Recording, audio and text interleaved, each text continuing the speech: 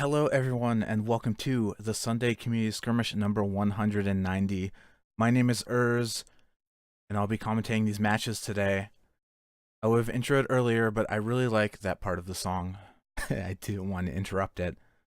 We have two teams signed up today, which means today's Sunday Community Skirmish will be played as a single best of 5 set between Predator Island and Legio, Lepidoptera, Leviathan.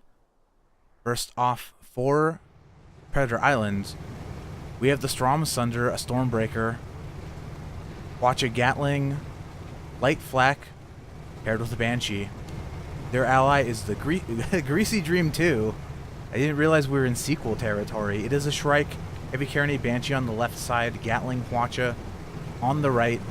Their opponents, Legio, Lepidoptera, Leviathan. First off, we have the Narwhal, a Hwachafish with Gatling and Light Carronade, and a Gatling Banshee Pyramidian, the Pumperidian, rounding out Legio, Lepidoptera, Leviathan's roster here. And already red team is charged across the entire map to blue's spawn.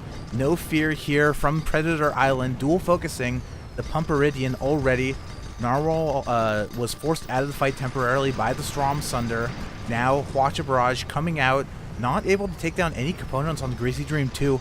A little unfortunate for blue team, but the Shrike has been forced back long enough for the Narwhal to use his Gatling gun to take down the Strom Sunder's armor.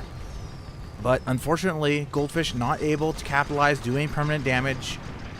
Pumperidian already taking a lot of damage here from the initiation of this fight. Dual focus onto the Strom Sunder. Greasy Dream trying to keep the Narwhal locked down with his left side Heavy Carronade. And here comes dual focus from red, and I think that's might be it for the Pyramidian. If this armor goes down yet again, that's the first point for Predator Island. And already this high mobility, high damage team composition pairing the Shrike with the Stormbreaker working very well.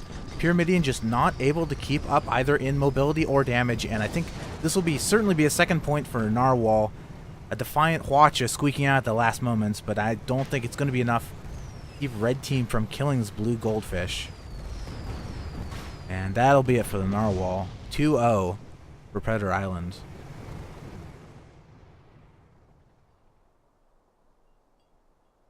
So most of these are pretty standard builds for these ships.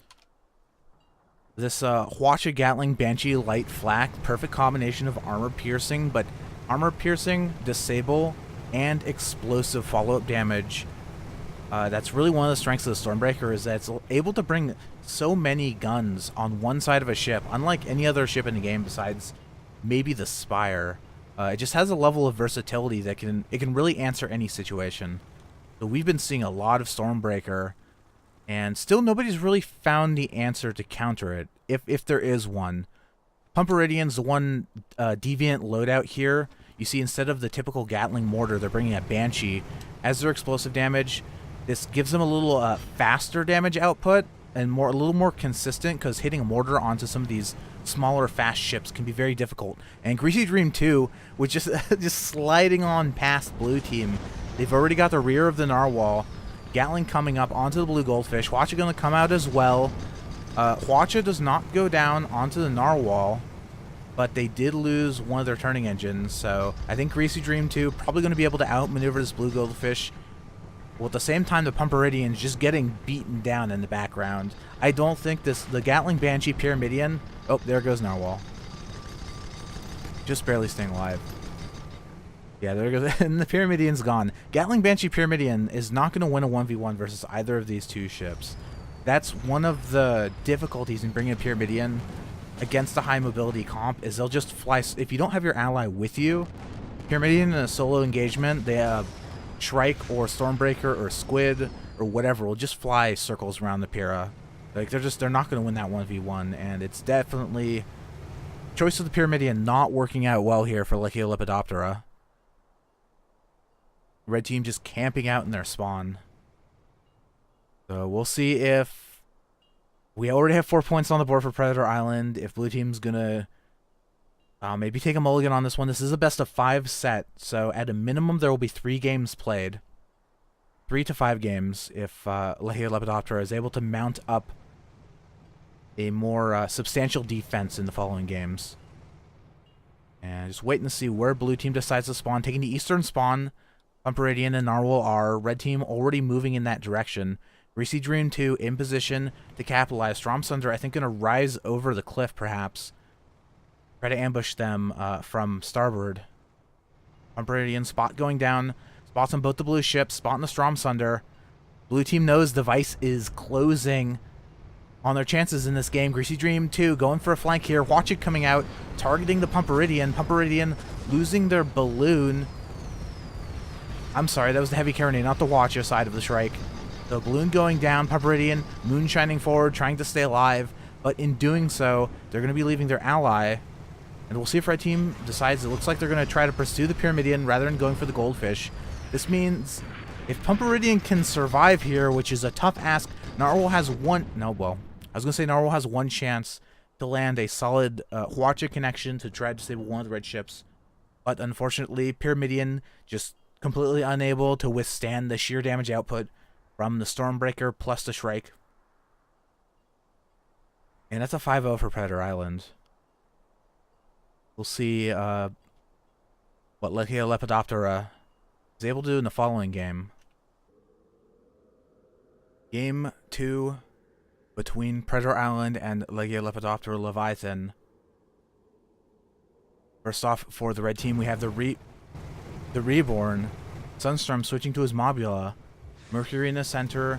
Artemis light flak on the lower deck. Hades on the far right deck. And a Gatling gun. A little bit different from what we normally see from Sunstrom. Their ally, yet again, Greasy Dream 2. No, I'm sorry. Wow. Dude, sequels getting developed very quickly here. Greasy Dream 3 here for this game. Stormbreaker, Watcha Gatling, Banshee light flak. Same as Sunstrom brought last game, but the light flak and the Banshee positions have been switched. Their opponents, Legio Lepidoptera Leviathan. We have the GFA... Wait, hold up. Okay, well now we have a Stormbreaker.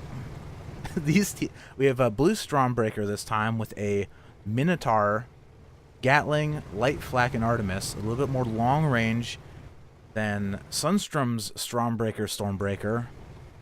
And their ally, the Fluffy Moth, a Magnate, Minotaur, Banshee, Artemis on the left side, Gatling, Huacha, Light Flak on the right. Ooh.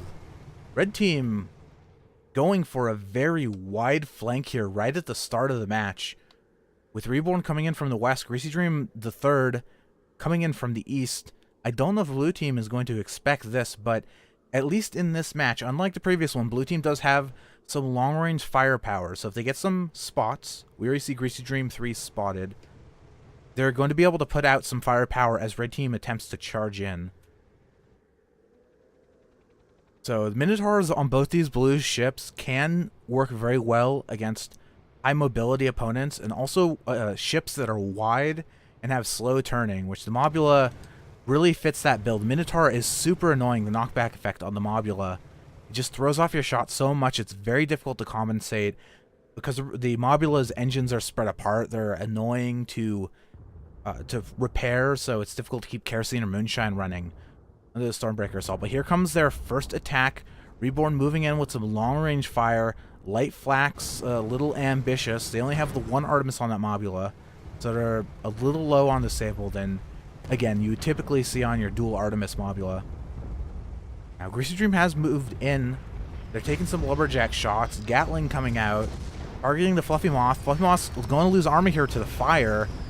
Light Flak, let's see where the explosive is. We see some Banshees coming out. There's a couple Light Flaks. Balloon now down as well onto the Fluffy Moth. Probably from the fire. And Reborn's doing a good job with the support fire. Greasy Dream 3. Stormbreaker, one would think that with Greasy Dream 3 in this forward position, blue team should be able to gang up on them, kill them very quickly, because one weakness of the Stormbreaker is it is a pretty squishy ship, so if blue team can get some concentrated fire onto the Greasy Dream, it should die very quickly. But unfortunately, their focus is a little too split. Reborn is being very annoying, taking down the armor with the Mercury. And wow, long-range damage, Light Flak comes in from the Reborn, finishing off the blue Stormbreaker. And that's probably it for the Fluffy Moth as well. It just feels like between this game and the last one, Predator Island able to just kind of run in and do whatever they want to the enemy team. And I don't know if it's just... I mean, for one thing, Sunstrom and Mighty Keb are two of the most experienced pilots in the modern Guns of Icarus era, so it's unsurprising to see them putting up a strong performance today, as they normally do. But also, I think just these ships that they're picking are some of the best ships in the game, and I don't mean... I'm phrasing this in a weird way. But I think there are some teams who are still trying to experiment and find counters to the Stormbreaker. And sometimes you nail it, and you figure out how to deal with like the theory. It's about theory crafting. Like, you sit down, you look at the strengths and weaknesses of what you're trying to counter, and see, okay, what will fit the bill here. Stormbreaker only has guns on one side. It's very fast. If we have a Minotaur with knockback, it'll make it difficult for them to flank us. It'll make it difficult for them to maintain their trifecta on one side. And so you come to that conclusion in your Discord conversation or whatever. And that's the theory crafting, but sometimes you put the theory into practice and it just doesn't work out. So here comes Fluffy Moth moving in. Blue team took a different spawn than they had previously. And now the teams have met. Greasy Dream just going straight for Fluffy Moth, already losing their armor. Oh yeah, a ton of damage coming in onto the blue Magnate. Stormbreaker, I think, is going to have to do a better job running defense for the Fluffy Moth. The Magnate just does not have the maneuverability to dodge any of this incoming fire, unlike the Stormbreaker. And I think that's probably one of the problems here with the strategy they're trying to execute. Is that the Magnate, if you leave the Magnate totally on its own, it's just a huge target. It's not that tanky. It's not very fast. It'll just get mowed down. So the Stormbreaker needs to do a better job providing defense for their ally, instead of just trying to, I don't know, gank the Mobula, which is what they have been doing. So we'll see if they can get away here. They're rising up to try to get out of some of these upward arcs of the Mercury and some of these other guns. Magnate spawning close, so it looks like Blue Team wants to take this fight. And 3 points on the board for Predator Island. If Blue Team loses both these ships, that's already game over. There goes a Stormbreaker. And Fluffy Moth, this might be it. Again, this ship is... Magnate not going to be able to outmaneuver an enemy Stormbreaker, so there's no way they're going to be able to disengage from this, and I think that's only going to take one volley to take him down. And that is a fast 2 games for Predator Island. Magnate not working out. We haven't been seeing a lot of Magnate in SCS past couple months, falling out of favor for a lot of these faster ships. And we'll see what Blue Team decides to bring next game. Potentially the last of this best of 5 set. Game 3, potentially the last game of the day between Predator Island and Legio, Lepidoptera, Leviathan. First off, for Predator Island, we have the Victor Strom, a Judgment, Lumberjack on the front, paired with Mercury, Banshee, and a heavy carronade. Their ally is the Sturdy's Crackers, Aspire, Minotaur, Artemis, and dual Banshees, pairing out this blast from the past. Their opponents, Legio, Lepidoptera, Leviathan. First off, we have the GFA Flying Flounder. Blue Team deciding to bring a Mobula of their own, Mercury at the top, dual Artemis on the lower deck, Gatling light flak on the outer wings. And their ally, the Bamboozle Moth. Another Judgment, heavy flak up top, Mercury Gatling. I'm sorry, are these Mark II flaks? Dual Mark II flak. I don't think I've ever seen that. Those are, I believe, the 2-shot heavy flaks. The original heavy flak, if you will, which is renamed to the Mark II for whatever reason, even though it is the older of the 2 heavy flaks. So we might finally, we've been seeing a lot of close-range brawling this set. We might finally see some sniping on Water Hazard, a more open map. There are these spires that can be used for defensive cover, and a few clouds, but for the most part it is pretty wide open. And red team, probably Legio Lepidoptera's best strategy to pursue here. Red team did bring a Spire. Spire is usually the weak link in any team composition. It is a ship that is not played very frequently. So if they can get a good focus fire onto the Sturdy's Crackers, this could be the opportunity that Legio Lepidoptera Leviathan needs to win this game and change the momentum in this set. Already spot down on Spire, Victim Strom, a little out of position here. This could be bad for the red Spire. Shots coming in from Flying Flounder, Mercury, a lot not hitting, going into the, some of that going into the balloon. Just out of Artemis range, I believe the Spire is as well. And he's going to be able to get behind cover here. I don't think he's going to lose. Oh, well, there's the whole armor. There's a little bit of damage, but now behind cover. No significant explosive hits here from blue team. And this will buy red enough time. Victor Strom is up to something. Moving westerly of his ally, maybe trying to get a better angle onto blue team.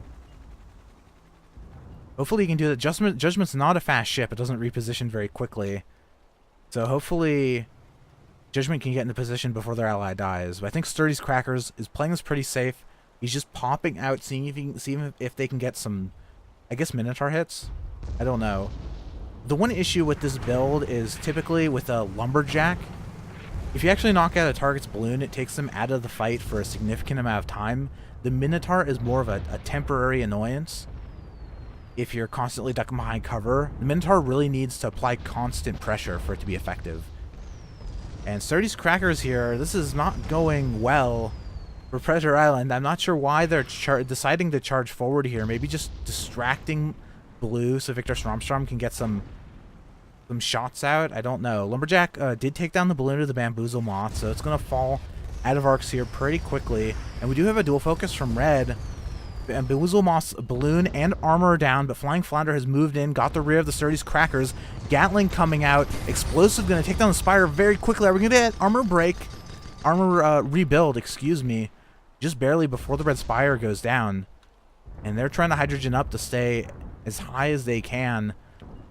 Make sure Bamboozle Moth is unable to contribute any fire to their ally so they can just stay alive. Sturdy's Crackers' armor is so low. But they are still alive, and they're probably safe for the moment as Victor Strom now comes back in, pushes the Mobula away. And we might see a kill here on the Flying Flounder before Bamboozle Moth is able to re-engage their guns. Oh, they're popping drogue shoot to try to stay in the air. Unfortunately not enough to keep the Mobula alive, and somehow this, at the start of this fight, looked pretty bad for Predator Island, but Sturdy's Crackers able to... Oh, okay, well,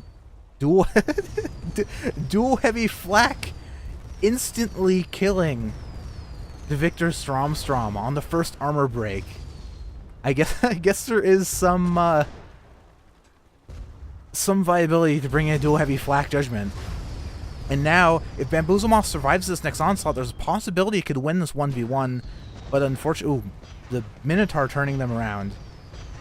What started as potentially a winnable duel for the Judgment.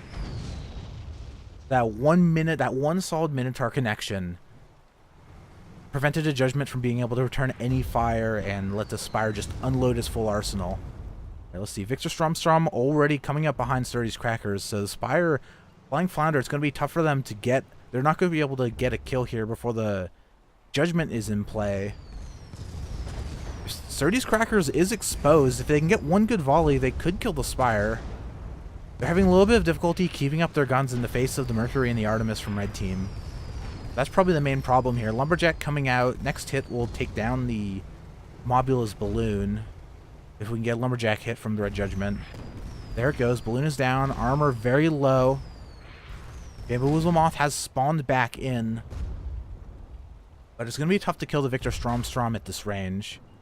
The one thing about the heavy flak, it has high damage, and it does...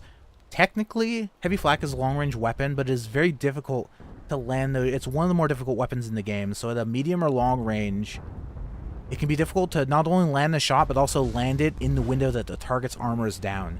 So in that engagement where the Bamboozle Moth got the immediate kill on the Victor Strom, they're basically operating in point-blank range. So they're probably using Lochnagar shot, and they didn't have the ship's 5 feet away. You're not going to have any trouble hitting it. Whereas at this distance, the heavy flaks will be a little bit more difficult to aim, a little less consistent. You see here, armor goes down to Strom, and the heavy flak's not hitting, so they took very little damage. And one thing I would like to see, Spire still, 3rd stage of damage. Blue team should be able to identify that. If they kill the Spire, they don't need to deal with the Victor Strom immediately. They can just rush the Spire and kill them. But I'm not sure what Blue's team reasoning is. It looks like they're slowly inching in the direction of the Sturdy's crackers. And they have the, look at this. The Spire is the only ship that could use this piece of terrain this piece of terrain for cover. Look how thin this is. If Blue team could just move forward a little bit more, I don't think there's going to be any place for the Spire to hide. And Cracker's rising, which means the terrain... I'm sorry, I just find this so funny. That they can't shoot this Spire because of this. Anyways, Victor Strom now moving in. He's been out of this fight for a little bit, leaving the Sturdy's crackers kind of on his own. And we have an armor break on the Flying Flounder, some explosive coming in. 30% damage on the Blue Mobula, 50%, 60% damage on the Flying Flounder. But we maybe could get a dual focus on Victor Strom. I think Flying Flounder is having a little bit of difficulty in, they're stuck in a repair cycle here. So they're unable to engage their guns. And this is bad positioning from Blue team. Bamboozle Moth is going to be zoned out here. You saw the Mobula, the way they backed up, they were not taking into account their allies' line of sight. So Victor Strom, red team, very smart, pushing the blue ship behind that piece of terrain, so Bamboozle Moth was unable to assist. And that was potentially an opportunity where Legio, Lepidoptera, Leviathan, the Bamboozle Moth could have tried to switch focus to the Sturdy's crackers, knowing that their ally was shielded from support. And we do have an armor break on Sturdy's crackers. What? Slowest heavy flak of all time. Very slow armor rebuild on the Spire. And they're able to put a second point on the board. It's still close. It definitely seems like Predator Island has been dictating the terms of a lot of these engagements. Blue team has not been capitalizing on their openings, but they've been putting up enough of a fight and still getting kills to keep it pretty close. And now Victor Strom is stuck in Blue's spawn. Spire's not going to be able to assist here when he spawns in on the opposite side of the map.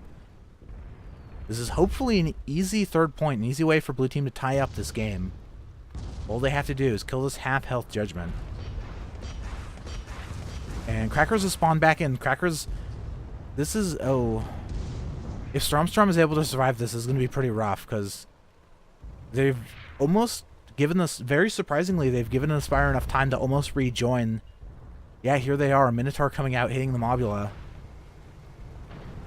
Again, this is another opportunity that Legio, Lepidoptera, Leviathan has kind of squandered. They had a free point in their lap and just were unable to close the deal on it.